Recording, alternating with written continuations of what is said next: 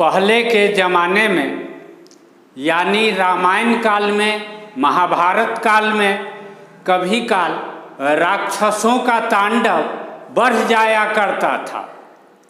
आजकल राक्षसों का तांडव नहीं बढ़ता है। इसके पीछे दो कारण हो सकता है। या तो सभी राक्षस मर चुका है, या फिर राक्षस अपना भेष बदल लिया है, अपना नाम बदल करके रह रहा है। आजकल दूसरे चीज़ों का तांडव बढ़ता है।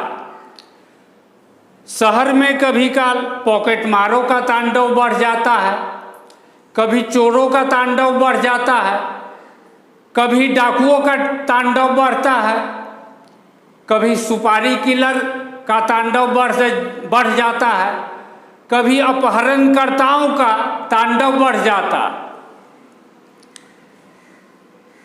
तो एक बार क्या हुआ कि देश के राजधानी में पॉकेट मारों का तांडव बहुत अधिक बढ़ गया। वहाँ की लोकल पुलिस चांदनी चौक पर धावा बोलकर 49 पॉकेट मारों को पकड़ ली। उन पॉकेट मारों से पूछताछ करने पर यह पता चला कि वह सभी पॉकेट मार अलग अलग पॉलिटिकल पार्टी का नेता है और अलग अलग पॉलिटिकल पार्टी का महत्वपूर्ण नेता है। उस पार्टी का फंड मैनेजर है, पार्टी के लिए धन इकट्ठा करता है ताकि पार्टी इलेक्शन लड़ सके। और धन इकट्ठा करने के लिए पॉकेट मारने का सभी नेता काम कर रहा था। तो पुलिस उस सभी 49 पॉकेट मार नेताओं को पकड़ करके थाना ले गई। थाना में एक बड़े से हॉल के अंदर छत में यानी सीलिंग में इस तरह से 7 हॉरिजेंटल लाइन खींचा हुआ था तथा 7 वर्टिकल लाइन खींचा हुआ था। 7 इस 7 हॉरिजेंटल लाइन और 7 वर्टिकल लाइन के पॉइंट ऑफ इंटरसेक्शन पर, पॉइंट ऑफ इंटरसेक्शन कितना बना, A1 से A49 तक 49, सभी पॉइंट ऑफ इंटरसेक्शन पर एक एक सीलिंग फैन लटका दिया गया था। और सीलिंग फैन का जो पंखा होता है, सीलिंग फैन में एक गोल जैसा होता है जो नाचता है और उसमें पंखा लगा देता है, वह उसके साथ घूमता है तो हवा देता है। तो पत्ती जो होता है पंखा वाला वह निकाल दिया गया था, सिर्फ गोला वाला रहने दिया गया था। 49 पॉइंट ऑफ इंटरसेक्शन पर 49 सीलिंग फैन पंखा का पत्ती निकाल करके लटका दिया गया था। यह प्रत्येक 2 वर्टिकल लाइन के बीच का डिस्टेंस 1 मीटर है।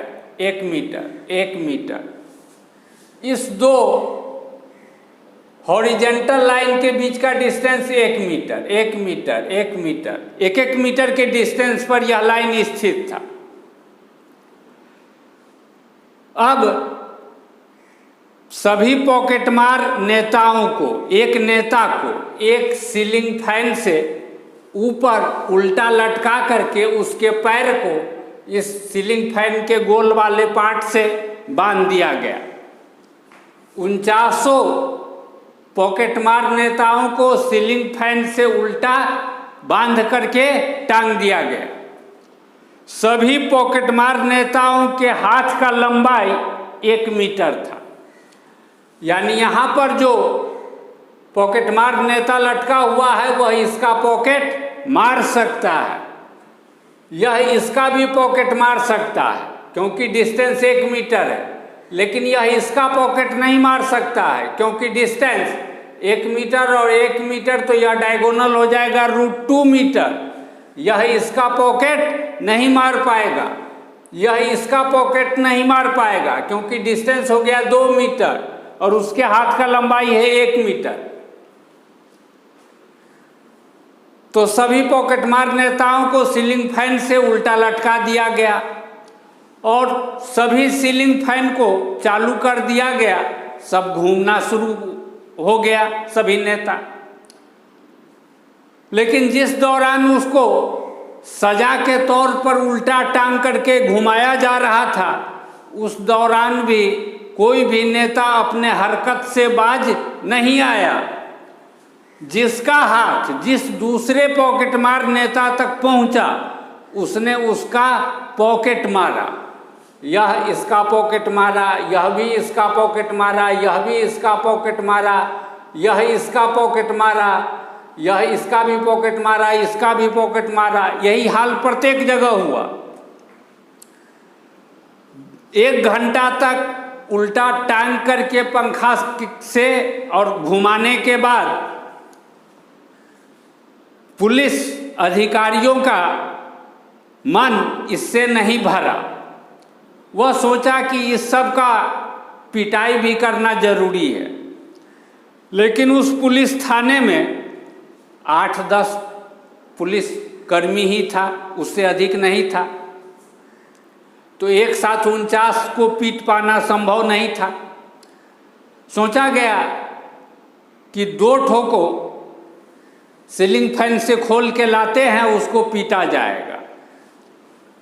तो कुछ पुलिस अधिकारी आया और रैंडमली, यह नहीं कि इसको खोलेंगे इसको नहीं खोलेंगे, रैंडमली किसी भी 2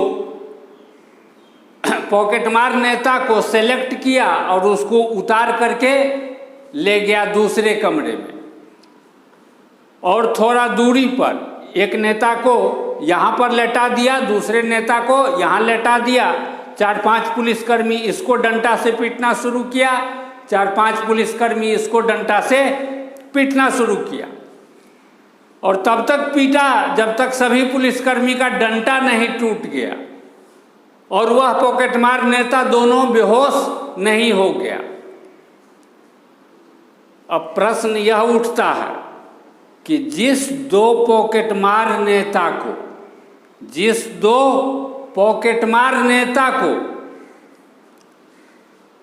पुलिस ने डंडा से पीटा, वह दोनों आपस में एक दूसरे का पॉकेट मार चुका है। इसका प्रोबेबिलिटी क्या होगा? यह है क्वेश्चन।